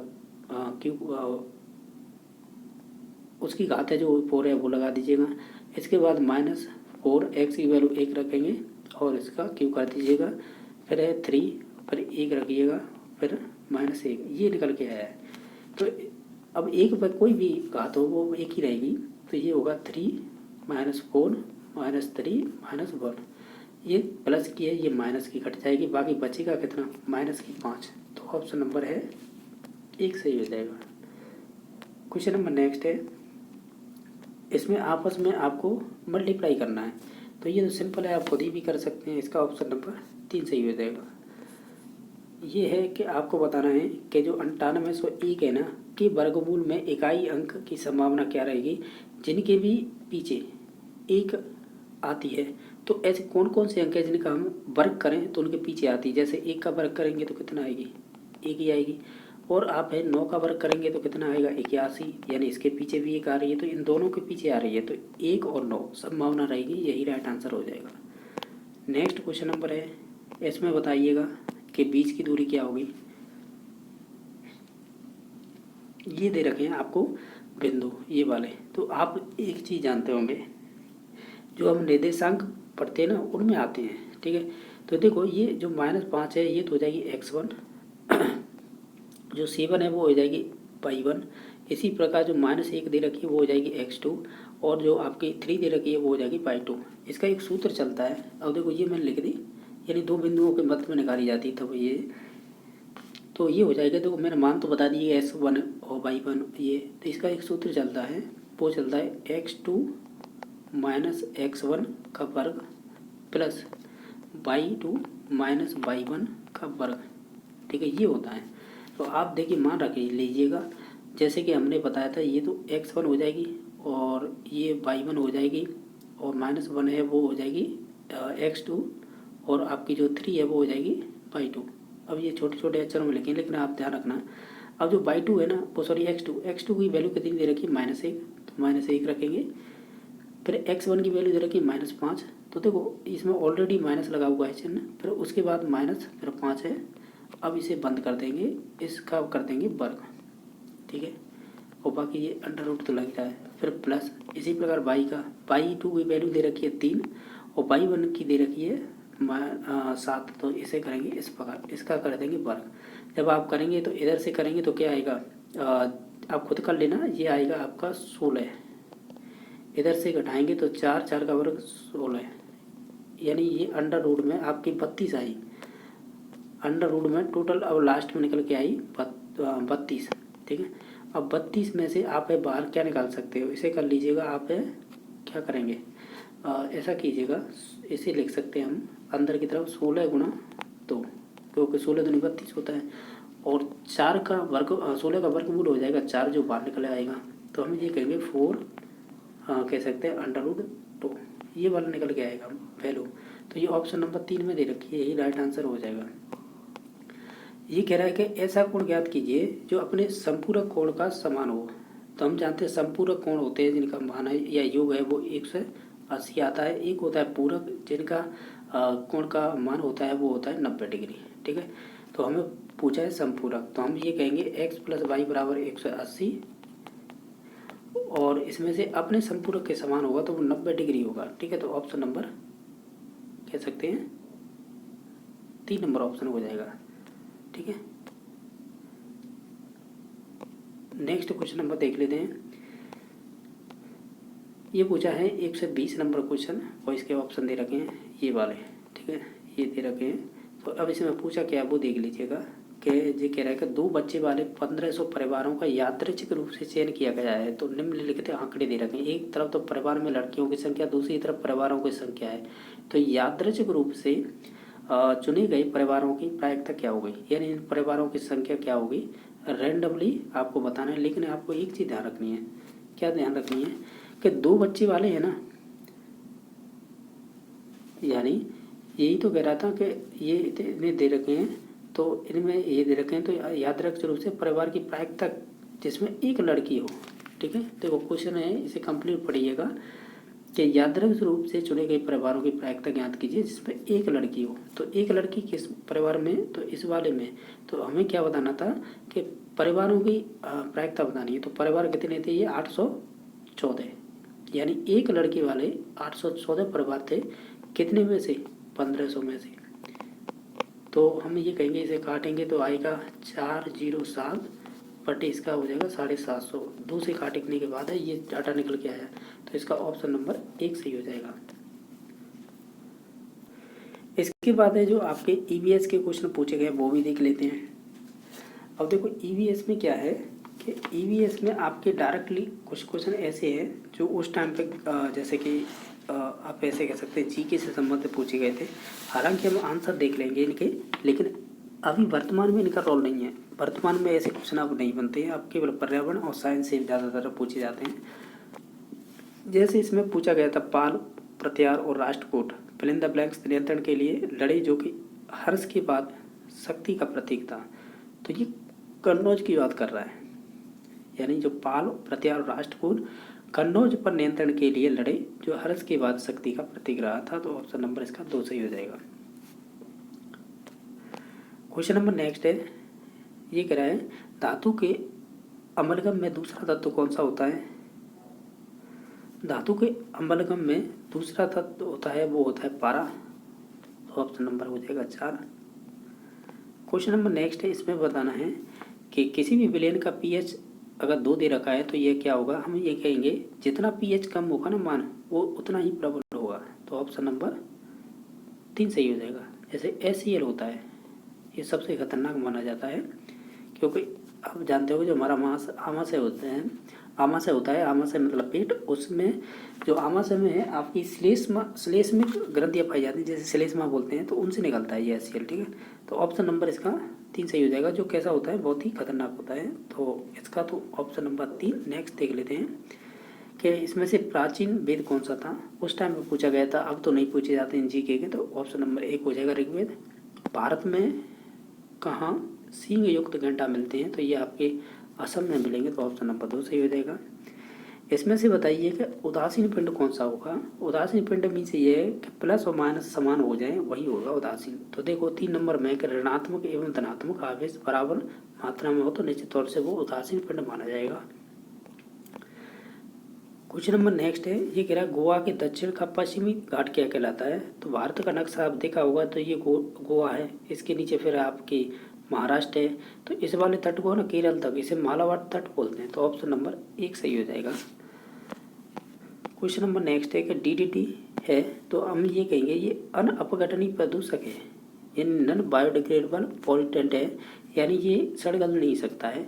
और इसका DDT का पूरा नाम क्या होता है, इसे बोलेंगे डाइफिनाइल ट्राईक्लोरो एथेन या एथीन बोल सकते हैं, इसका ये पूरा नाम होगा। तो ऑप्शन नंबर 2 सही हो जाएगा। क्वेश्चन नंबर नेक्स्ट है कि लोधी वंश की स्थापना किसने की थी। तो ये जीके का है, ठीक है, मैं बता रहा हूँ कि इब्राहिम लोधी, सॉरी बहलोत लोधी हो जाएगा इसका राइट आंसर। लेकिन वर्तमान में ऐसे क्वेश्चन नहीं बनते हैं। कुछ क्वेश्चन हैं जो जैसे कि इस प्रकार के क्वेश्चन तो पूछे जाते हैं कि निम्नलिखित में से कौन सा जीवाणु है जो जल प्रदूषण के सूचक के रूप में उपयोग किया जाता है। तो वो कॉलीफॉर्म है। तो ऑप्शन नंबर 4 सही हो जाएगा। क्वेश्चन नंबर नेक्स्ट है, जैसे कि कक्षा 7 का एक विद्यार्थी मिश्रण के अवयवों को पृथक करने के लिए प्रयोग करता है, तो प्रयोग के तरीके की सारणी है, जैसे अब क्रमशः क्या होगी, जैसे ये है और ये। इसमें तो मिश्रण है और जल है, तो उसे चुंबक के थ्रू है, कोई ना कोई धातु होगी जो चुंबक से चिपक सकती है, तो वो लोहा हो जाएगा। जैसे ऑप्शन देखिए, वो ऑप्शन से आसानी होगी पहचानने में। ठीक है, जैसे कि ये प्रयोग के आधार पर आपको बताना है इसमें से क्या क्या होगा। हम ये कहेंगे जब भी चुंबक की बात आती है वो चिपकने वाला होना चाहिए उससे कोई, तो लोहा हो जाएगा। इसमें भी लोहा दे रखा है, ये तो दोनों ऑप्शन होंगे नहीं। बाकी है जैसे निस्यंद्र की बात करता है, ये तो छानने के काम आती है, तो ये संबंधित फिर किससे हो जाएगी, जी हो जाएगी बालू से। ठीक है, चीनी से नहीं होगी क्योंकि चीनी तो पानी में घुल जाएगी। तो ऑप्शन नंबर 1 सही हो जाएगा। क्वेश्चन नंबर नेक्स्ट है, इसमें बताना है कि बुद्ध का जन्म कहाँ पर हुआ था। ये लुम्बिनी में हुआ था। नेक्स्ट है कोणार्क मंदिर कहाँ पर है, ये उड़ीसा में। क्वेश्चन नंबर नेक्स्ट है, ये अच्छा क्वेश्चन पूछा था रासायनिक अभिक्रियाओं को लेकर संतुलित समीकरण कीजिएगा। जैसे इसमें दे रखा है जो जहाँ पर A, B और C और D ये दे रखे हैं, इसके में बताइए कितनी जो संतुलित समीकरण करेंगे तो इसमें कितने मॉलिक्यूल आएंगे इनके सामने। तो देखो जैसे मैं अब इसे लिख के ही बता दूं कि या डायरेक्ट बता दूं। देखो ये कह रहा है कि Al एल्यूमिनियम है, ठीक है, प्लस फिर है सोडियम हाइड्रोक्साइड, फिर है आपकी H2O जल। अब ये क्या क्या बना है, अब मैं ये बना है उसके आगे लिख देता हूँ, जैसे कि सोडियम एल्यूमिनेट बोलते हैं इसे, ठीक है, यानी सोडियम एल्यूमिनेट बोलेंगे प्लस 3H2। ये हमें एक अभिक्रिया दे रखी है जिससे कि ये प्राप्त हो रहा है सोडियम एल्यूमिनेट, ठीक है, और ये भी प्राप्त हो रहा है 3H2।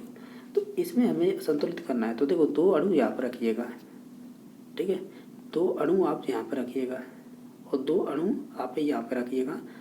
और अब देखिएगा, अब इसे देखें, 2 तो एल्यूमिनियम है, तो यहाँ पे हमें देखो ये एल्यूमिनियम है ना, केवल 1 है, तो यहाँ पर 2 लगा दी, ठीक है। यहाँ पे देखिए सोडियम कितनी है, 2 है, तो ये हमने आगे 2 लगा दी, तो ये भी संतुलित हो गया है। अब देखिएगा ऑक्सीजन कितनी है, 2 तो ऑलरेडी थी और 2 आगे लग रही है, तो 4। तो देखिएगा कि यहाँ पे ऑक्सीजन कितनी है, 2 है, क्योंकि इसके सामने 2 लग रही है, तो ये 2 है। अब देखिएगा यहाँ पे कितनी है जी, यहाँ पे 1 है और इसके आगे 2 लग रही है तो ये 4 है। तो देखिएगा 2 तो ये नीचे की तरफ में, 2 ये 2 दूनी 4 यानी ये संतुलित हो रहा है ये वाला, ठीक है। आगे देखिएगा 3H2 का मतलब 3 दूनी 6 इसमें हाइड्रोजन है। यहाँ पे देखिएगा कितनी है, जब जो यानी ये जो पूरी प्रोसेस है ना ये अभिकारक कहलाती है, यानी लेफ्ट हैंड, और जो आपका राइट हैंड होता है ना ये आपका उत्पाद है। तो इसमें जो आपकी हाइड्रोजन है 6 दे रखी है, जिसमें से 4 तो ये हैं, 2 दूनी 4, जो आगे अणु होता है ना उससे मल्टीप्लाई हो जाता है, जो भी नीचे की तरफ दे रखे होते हैं 2 दूनी 4 और 2 यहाँ पे दे रखी थी, यहाँ पे आगे 2 लगा होता है, इस प्रकार है ये 6 हो रही है। तो यानी ये संतुलित हो रहा है। तो हम ये कहेंगे इसमें से ऑप्शन नंबर 2 सही हो जाएगा, ठीक है। जो साइंस बैकग्राउंड के है ना वो तो समझ जाएंगे इस बात को। अब मैंने बता दिया है कि इनके सामने जो भी मॉलिक्यूल होंगे उतने ही आपको लगाने होते हैं जिससे संतुलित हो जाए। नेक्स्ट है कि इसमें से बताइए कौन सा एक मौलिक अधिकार का उदाहरण नहीं होगा। तो आप इन सभी ऑप्शनों को पढ़ लीजिएगा। तो हम कहेंगे जो बच्चों द्वारा पैतृक संपत्ति का उत्तराधिकार मानना या पाया जाना ये आपका एक मौलिक अधिकार नहीं होगा। बाकी ये सभी तीनों हो सकते हैं जो इसमें दे रखे हैं। बाकी नेक्स्ट देख लेते हैं। इसमें बताइए कि रासायनिक अभिक्रिया के संदर्भ में कौन सा इसमें से सही होगा। देखो ये कह रहा है रासायनिक अभिक्रिया है वो उत्क्रमणीय होती है, तो केवल उत्क्रमणीय नहीं होती है, अनुत्क्रमणीय भी होती है, यानी रिवर्सिबल और इरिवर्सिबल। तो ये तो गलत है क्योंकि ये कह रहा है तो उत्क्रमणीय जबकि दोनों होती हैं। सभी रासायनिक अभिक्रिया परिवर्तनों के दौरान ऊर्जा अवशोषित होती है, तो अगर एब्जॉर्ब हो रही है तो निश्चित तौर से उत्सर्जन भी होगी। ऐसी अभिक्रिया होती है जिनमें ऊर्जा का उत्सर्जन होता है, तो ये भी गलत है क्योंकि दोनों चीज़ें नहीं है इसमें। 3 नंबर ऑप्शन है कि रासायनिक अभिक्रिया में बंधों का टूटना और बनना, ये निश्चित तौर से सही हो जाएगा क्योंकि रासायनिक बंध टूटते हैं और जुड़ते हैं, तो 3 नंबर सही हो जाएगा। क्वेश्चन नंबर नेक्स्ट है। इसमें बताना है कि जो प्रतिवर्ती क्रिया में प्रतिवर्ती चाप निम्न द्वारा है बनता है। तो हम कहेंगे जो भी हमारे अगर इन सभी ऑप्शनों को देखिएगा किस हिसाब से हम लगा सकते हैं आंसर। आप जाइए ऑप्शन नंबर 2 पर। जो आपके रिसेप्टर होंगे ना वो जाएंगे आपके स्पाइनल कोड पर, स्पाइनल कोड है फिर जाएगा अपनी जो मांसपेशी है मसल, यानी ये क्रम रहेगा। तो ऑप्शन नंबर 2 सही हो जाएगा। क्वेश्चन नंबर नेक्स्ट है। जर्मनी के एकीकरण के पीछे किसका दिमाग था। तो वो आपके बिस्मार्क का था, ठीक है। तो ऑप्शन नंबर 3 सही हो जाएगा। क्वेश्चन नंबर नेक्स्ट है कि 2011 की जनगणना के अनुसार भारत में जनसंख्या घनत्व कितना था। ये उस टाइम पर पूछा था जिसका था 382। क्वेश्चन नंबर नेक्स्ट है। यदि एक चुंबकीय छड़ को लंबाई के 4 टुकड़ों में काट दिया जाए तो ध्रुवों की कुल संख्या कितनी हो जाएगी। कोई भी चुंबक ले लीजिएगा, अब इसे लंबाई में काटिएगा 1 2 3। अब ये कह रहा है कि इसे क्या है 4 भागों में काटिएगा, तो 1 भाग 2 भाग और 3 भाग और 4 भाग, तो ये 4 हो जाएंगे ना। तो देखो एक तो इधर ध्रुव हो जाएगा, एक इधर, फिर एक इधर ध्रुव एक इधर, इन्हें करेंगे ना तो ये 8 ध्रुव हो जाएंगे, ठीक है। तो ऑप्शन नंबर इसका 3 सही होगा। हालांकि ये मैंने ओरिजेंटल काटी है लेकिन लंबवत काटनी होगी तब 8 हो जाएगी ध्रुव, ठीक है। जहाँ से भी काटेंगे वहाँ से 2 ध्रुव बन जाएंगे। ऐसे छोड़ देते हैं कि ह्यूमन डेवलपमेंट उस टाइम पर पूछा गया था। ये माओवादी वाले आक्रमणकारी है ना, ये सभी जो कह सकते हैं जो दांतेड़ा उपस्थित है ये पूछ रहा है, तो उस टाइम पर पूछा गया था। बाकी मैं बता देता हूँ ये छत्तीसगढ़ में जो नक्सलवादी होते हैं उनसे संबंधित था ये। नेक्स्ट है कि जनसंख्या मानव पूंजी बन जाती है जब निवेश किया जाता है, तो ये उपयोग सभी इसका राइट आंसर हो जाएगा। इसमें क्या पूछा है कि भोजन पकाते समय कभी कभी बर्तन के पैदे की जो बाहरी सतह होती है वो काली हो जाती है। इसका अर्थ है कि हम ये कहेंगे ईंधन पूर्ण रूप से नहीं जल रहा है या पूर्ण रूप से नहीं जला है, इस वजह से वो काला काला हो गया है वहाँ पे। ये कह रहा है पेंक्रियाज में होती है, तो हम ये कहेंगे जो आपकी पेंक्रियाज है ना ये आपकी कह सकते हैं ये 2 प्रकार की कोशिकाएं होती है, अंतःस्रावी और बहिःस्रावी, ठीक है। तो ऑप्शन नंबर इसका 3 सही हो जाएगा। क्वेश्चन नंबर नेक्स्ट है कि इसमें से इसे छोड़िएगा, इसे देख लीजिएगा कि ये कह रहा है एक ताज़ा अंडा है शुद्ध पानी में डूब जाता है लेकिन नमक के संतृप्त विलयन में तैरता रहता है, इसका कारण क्या होगा। तो हम कहीं नमक के पानी का क्या है घनत्व ज़्यादा है, उच्च घनत्व होगा, तो ऑप्शन नंबर 3 सही हो जाएगा। इसमें बताना है किस विधि द्वारा प्रयोगशाला में ऑक्सीजन गैस बनाई जा सकती है, तो ऑप्शन नंबर 1 सही हो जाएगा। जो पोटेशियम क्लोरेट है ना, अगर जब मैग्नीशियम डाइऑक्साइड के साथ गर्म करते हैं ना तो इसमें ऑक्सीजन गैस बन जाती है। तो ऑप्शन नंबर 1 सही हो जाएगा। बाकी पानी के विद्युत अपघटन से नहीं, प्रकाश संश्लेषण से नहीं, तो ऑप्शन नंबर 1 ही सही हो जाएगा। इसमें बताना है कि इसे छोड़िए, वैसे देख लीजिए क्योंकि संविधान सभा के सदस्य रहे हैं, ये इम्पोर्टेंट है क्योंकि ये जो पॉलिटी पढ़ते हैं उसके लिए सही होगा। रणवीर सिंह हुड्डा थे। क्वेश्चन नंबर नेक्स्ट है, यदि किसी गेंद यानी एक गेंद किसी वेग से ऊपर की ओर उछाली जाती है, 50 मीटर ऊंचाई तक जाकर फेंकने वाले के पास लौट आती है, तो क्या इसमें से सही होगा? हम जो कहेंगे, क्या कहेंगे, ऊपर गई फिर वापस आ गई, और जहाँ पर भी कोई चीज़ वापस आ जाए तो उसका विस्थापन शून्य हो जाता है। तो ऑप्शन नंबर 3 सही हो जाएगा। और कोई क्वेश्चन बच रहा है क्या? और कोई नहीं है। तो इस प्रकार हमने देखो, ये पुराना पेपर है, शुरुआत हुई थी जब स्टेट की। इसमें 30 क्वेश्चन CDP के किए हैं हमने। ग्रामर के मान लीजिए 16-17 क्वेश्चन आए थे, हिंदी के किए थे। बाकी इंग्लिश के हमने इतने ही किए थे 15 के करीब, क्योंकि उसमें ग्रामर के देना वही किए थे, बाकी जो पैसे था वो नहीं किया था। 30 क्वेश्चन हमने मैथ के किए हैं, 30 ही क्वेश्चन EVS के, तो 90 और 30 मान लीजिए इन दोनों को। इस प्रकार हमने करीबन 120 से 21 क्वेश्चन किए हैं इस वीडियो के अंतर्गत। किसी क्वेश्चन को लेकर डाउट है तो कमेंट में बता देना। बाकी वीडियो देखने के लिए धन्यवाद।